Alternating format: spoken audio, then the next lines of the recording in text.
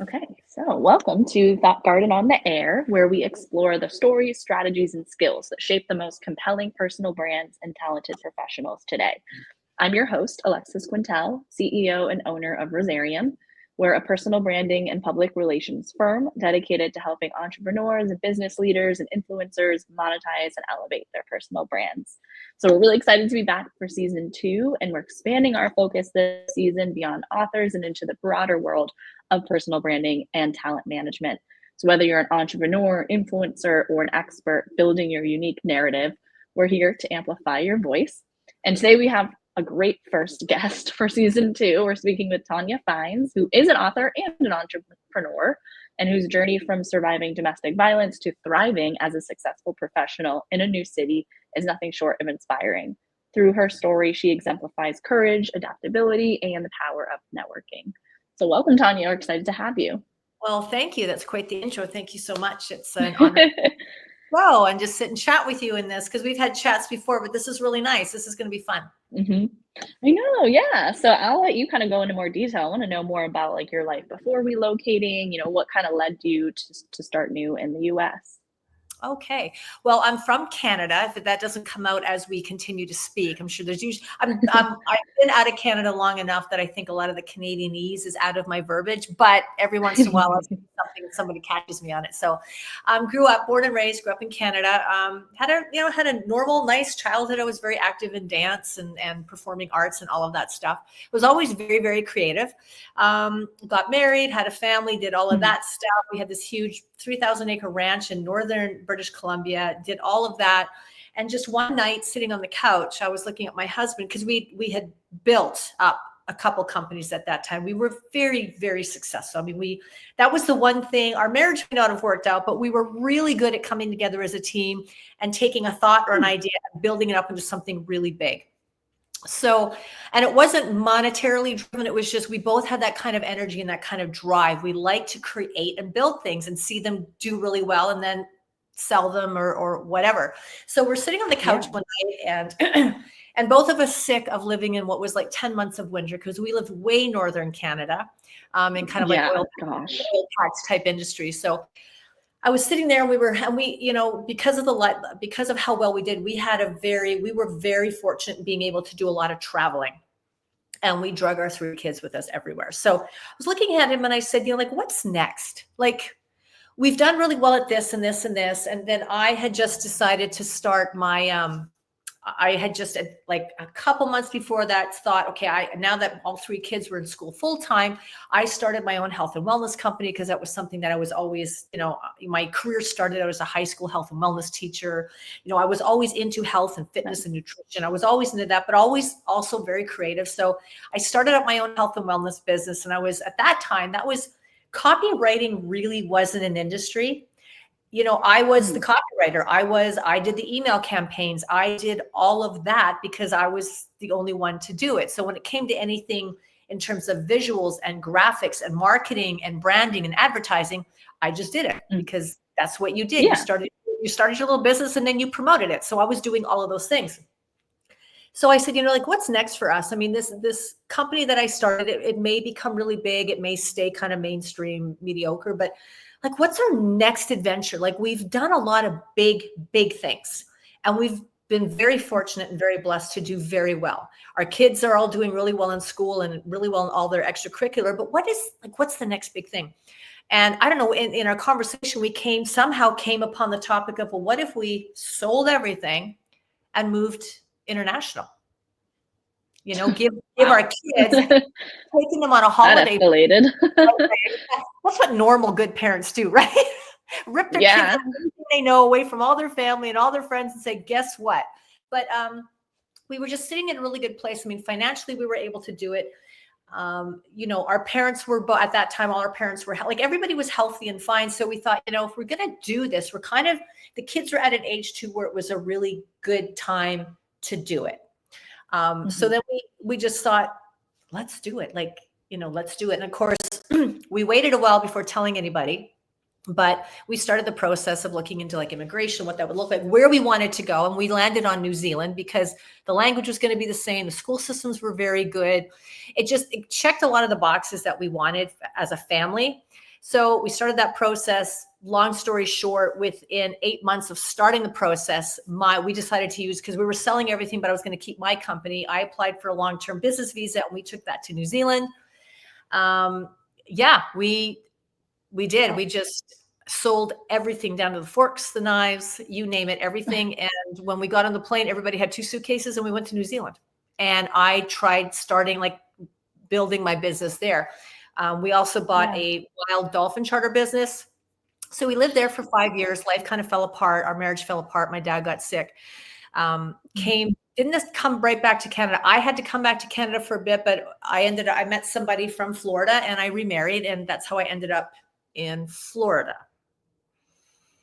Okay. Wow. Yeah. That's quite a journey.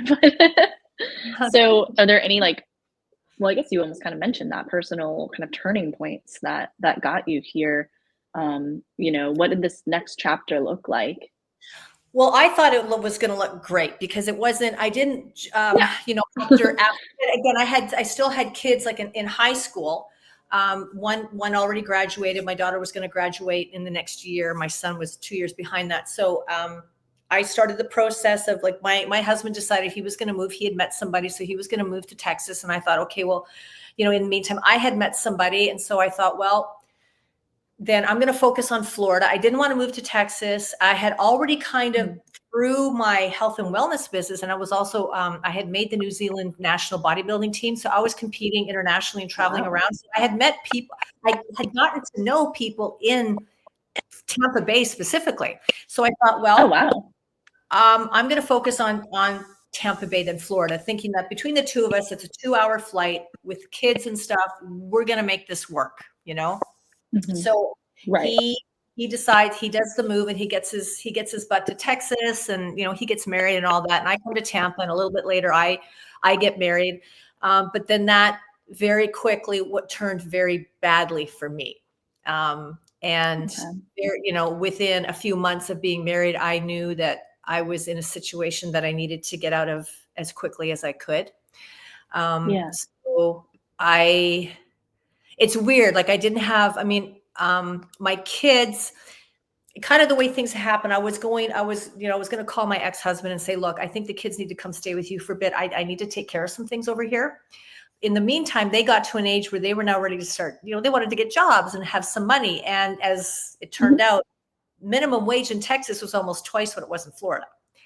So they decided that they wanted to go and be in Texas for a bit because they wanted to make a lot of money and buy their own vehicles and go to school and do things. And they wanted their own money. So I thought, okay, as much as that's mom, when your kids decide to go live somewhere else, that's heartbreaking. You don't think, you just think that's the end of my world. It gave me space to take care of, I had to get out. And at that point, I only needed to worry about getting myself out. So got them all settled in Texas. And then I saw them every month. So we saw them a lot, which was really good. But I was frantically trying to figure out a way to get out of my home and somewhere that I was going to survive and be okay. And that wasn't easy because I was Canadian. And even though I came in, I had my green card. I wasn't able to, I had no right to access any resources, shelters, money, nothing, because I hadn't been here long enough to qualify for anything. So I was very you feel like a caged animal. You feel like you're stuck. There's no way out. And you're just think of a tiger pacing. How do I get out? How do I get out? What are your options? The bars are too close together. There's no way out. There's no way out. So it took me probably from the time when I knew, I tried a lot of things in the meantime to, kind of help the situation, maybe save the marriage. A lot of time and money went into that, but eventually I was like, if I don't leave, this is going to end very badly for me. So I just started doing the things that I figured you did, hiding money when I was able to get some money, tuck it away somewhere, starting to, I managed to get a storage locker in Clearwater. And when my ex was passed out drunk, I would throw whatever I could in his truck and I would drive it to Clearwater and just throw it in a storage locker, things that I knew I wanted to keep that I didn't want destroyed. I still couldn't get any resources or money. However, I had a wonderful girlfriend that lived across the street. She hadn't been a girlfriend yet. She'd only moved in a few months before I moved into the house in Florida. And she was a cop. And I knew she was a cop. There you go. Right? Yeah. So one morning I was standing at the kitchen sink, and my kitchen sink looked out onto the road. So her house was right across the street, and she was always out. She had bought this house on the corner, and she was very crafty at renovating. I mean, the house today looks like something out of Architecture Design magazine. But she was on her days off. She was always out there sawing wood and like doing things, big things, and renovating this house. So I was washing dishes, and I remember looking out across the window, and just this little voice in my head was like, go talk to her. And I thought, what if I got to, she's a cop. Like, what if I got to, what's the worst thing that can happen? So I walked across the street, and I didn't know her really well. Like, I knew her enough to, I knew her name enough to say hi. When she moved in, I went over and introduced myself and brought the muffins that you do, all those things.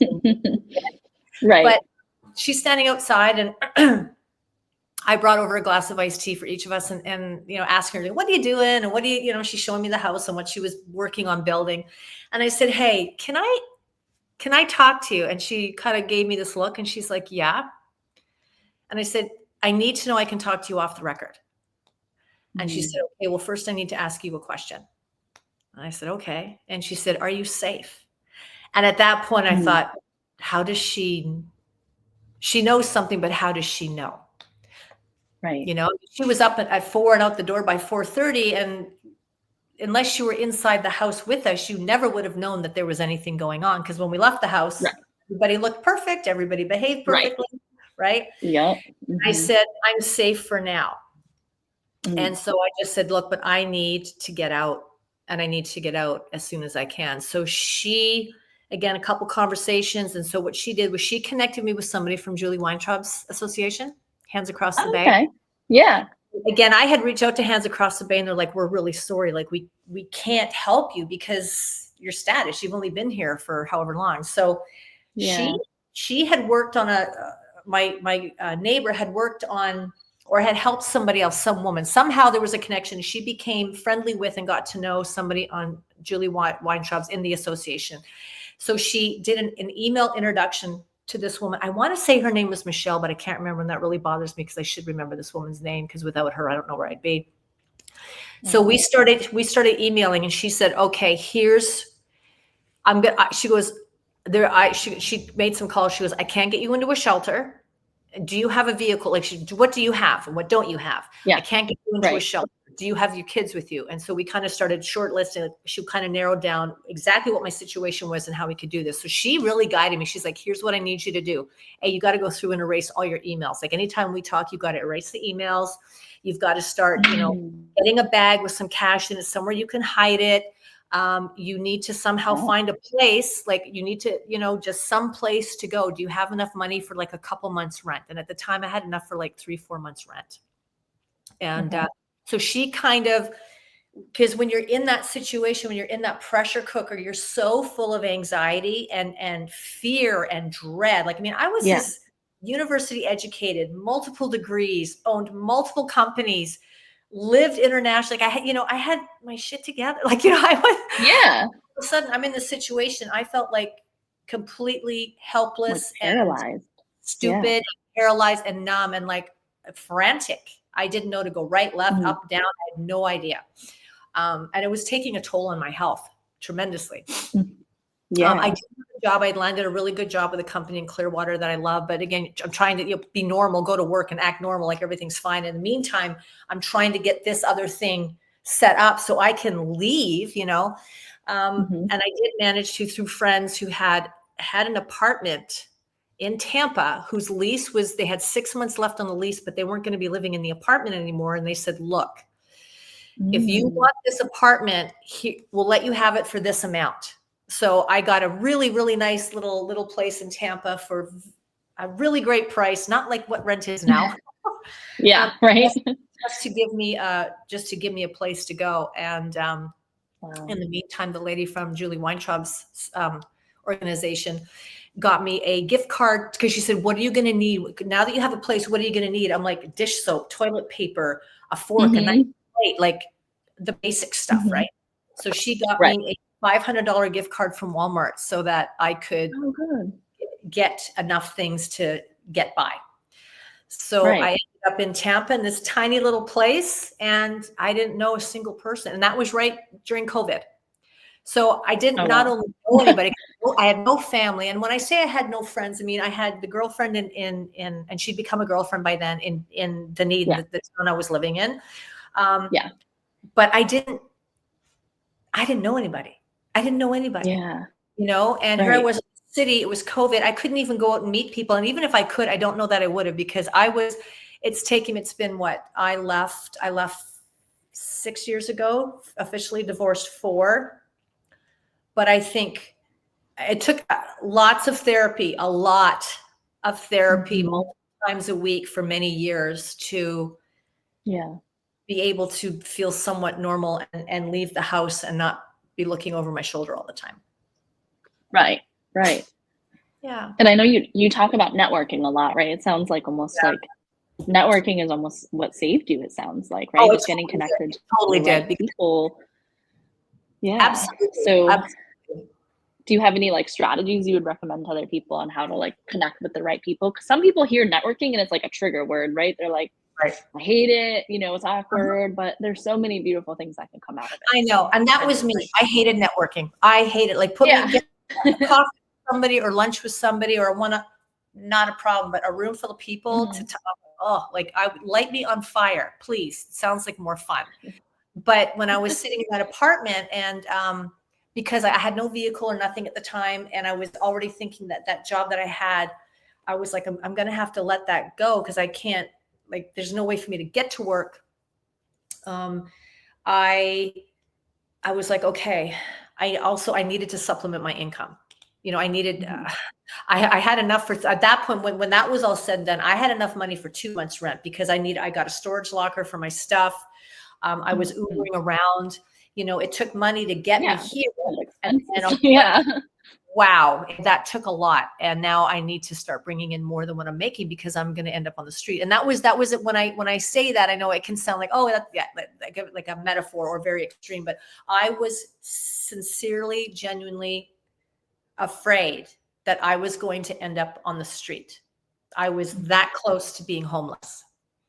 Yeah. And that was like, it just made me sick to my Yeah. stomach. So I'm like, okay, I need to, as much as I was, if you know anybody or if you've ever been victim of any kind of violence, domestic violence, childhood abuse, Right. Yeah. putting yourself in front of people you don't know is terrifying.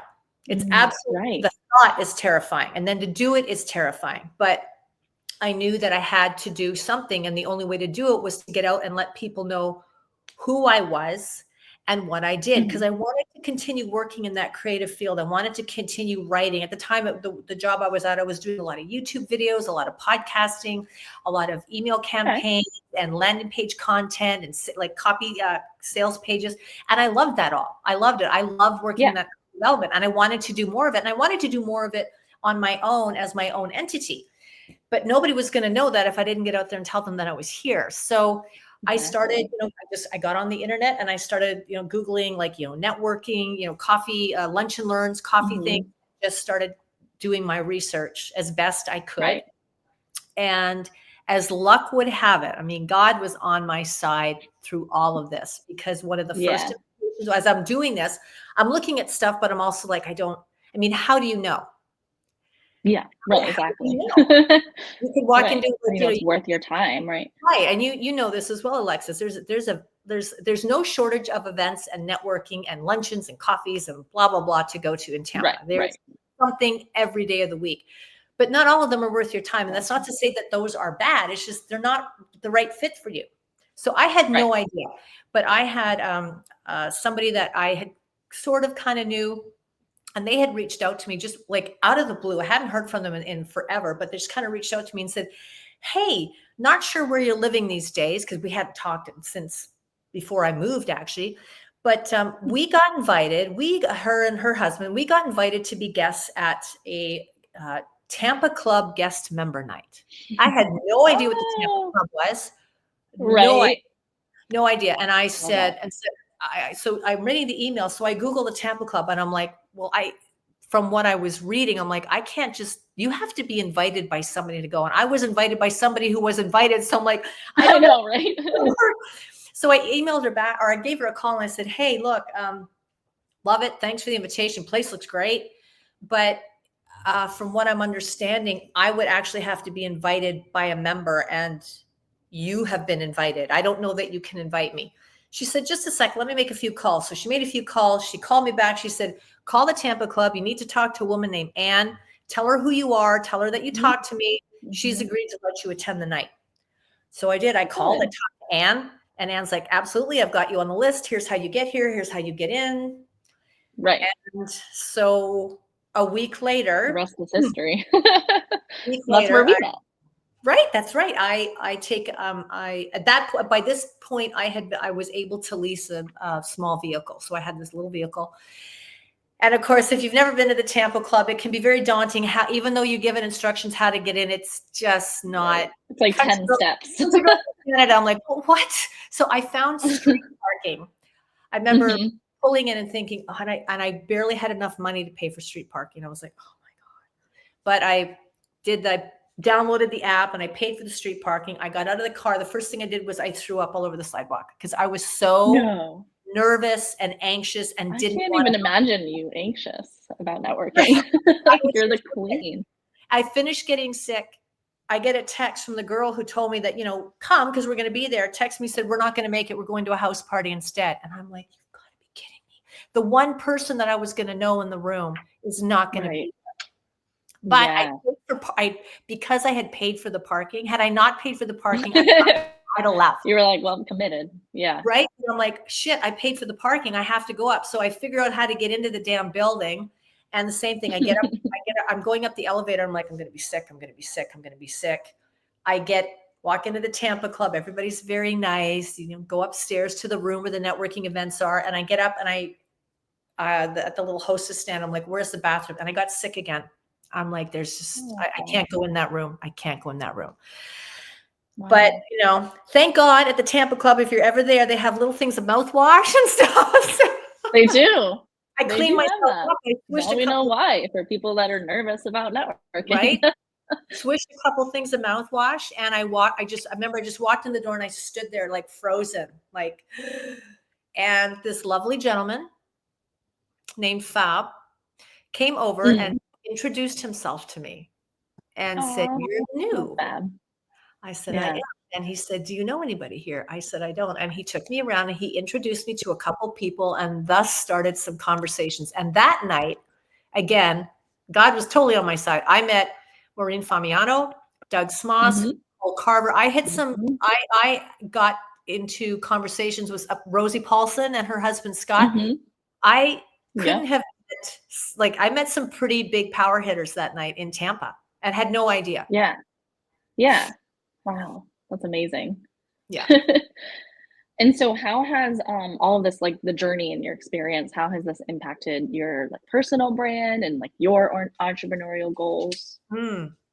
Well, the impact was huge because at that point I realized that was a game changer. It's like, okay, now you're here, you showed up and people are now listening. And I will say this to anybody listening. I've lived in Canada, I've lived in New Zealand, and I've lived here in Florida. Tampa Bay has, when it comes to networking, hands down the best. It's actually I've lived in places, I've actually run networking chapters in other cities I lived in. And they're they're okay. But in Tampa, when people are talking with you and they're asking for your card and they want to know how to help you and how to refer you, they're actually because they are intending to do that, which completely shocked me. I'm like, these people actually mean it. So I knew that I had to show up. I could, as much as I was still living scared for about 2 years, I faked it really, really well, and I showed up, I forced myself to talk, to introduce, learned how to calm down and just go over and introduce myself to somebody and talk with them. And it's like a muscle. As you exercise, it just grows, it just grows. So it was very impactful in that when I got to Tampa, and I think of where I was when I got here, and then how within 2 months of being in the city of Tampa, the people that I met and the friendships that I made,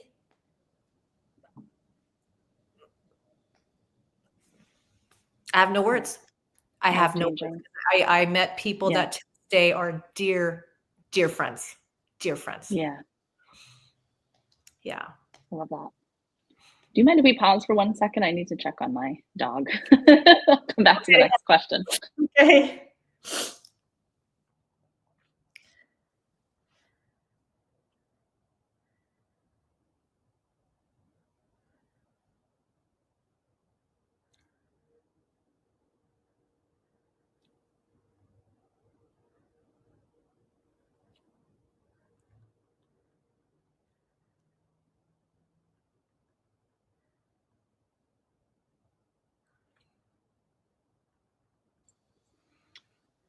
Okay, I'm back.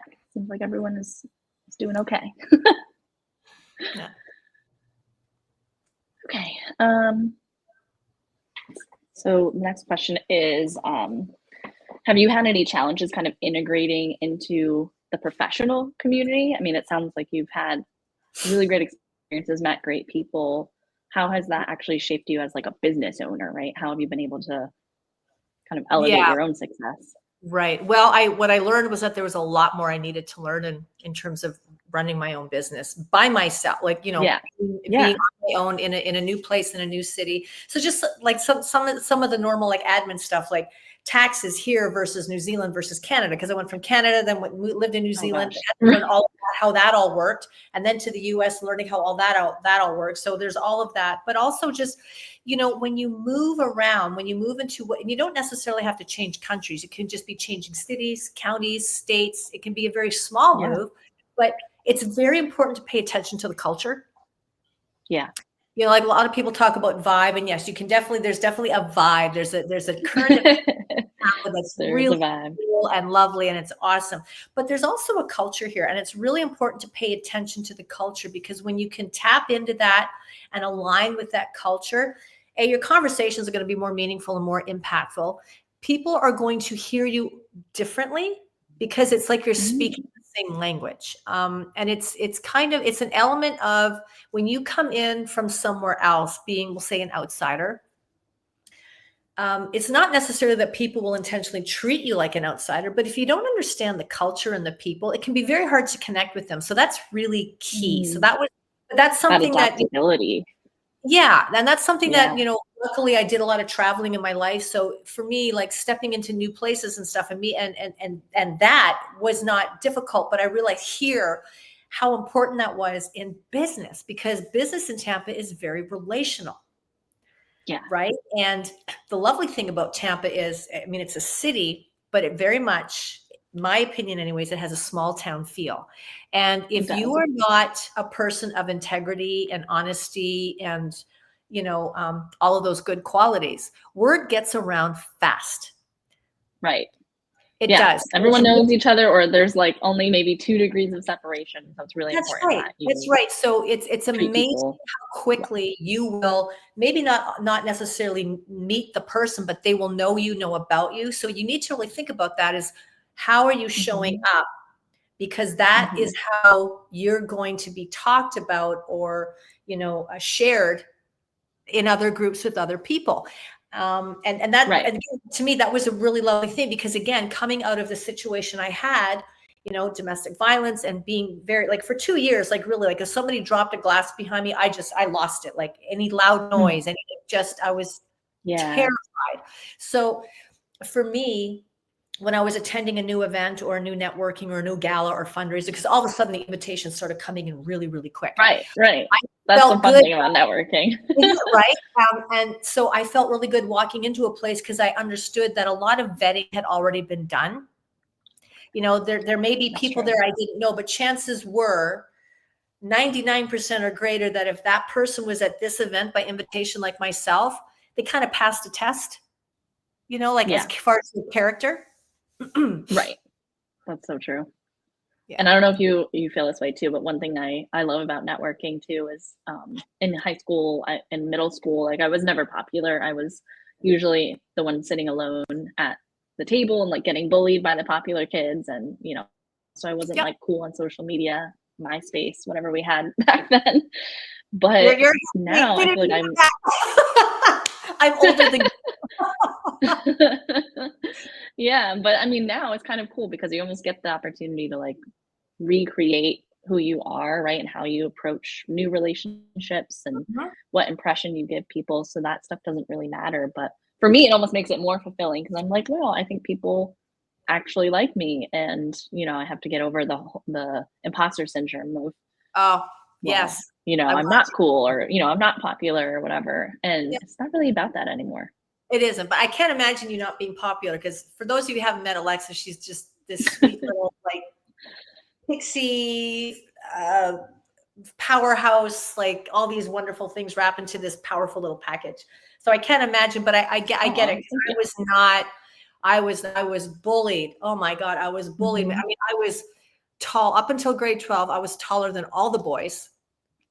I had red I'm the hair. opposite. I was always the shortest one. So I was super tall. I had red hair. And back in that day, like curly red hair, we didn't have products. Nobody knew Mhm. what to do with it. My mother brushed it. So I had this bush Right, of it's just frizz.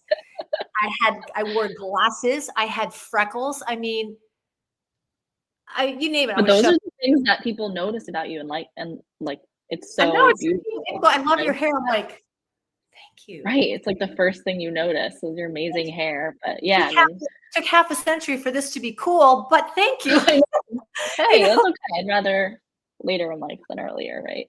Right, right. But it did. I think when I think back, I can laugh at those. Like there's a lot of painful memories there. But when I think back, I'm like, wow, that's what gave me the resilience. Because even again, when I did get to Tampa, and I was like, you can go from being a very strong, powerful, independent person, and when you get in the wrong relationship, it can completely destroy all of that. Mhm.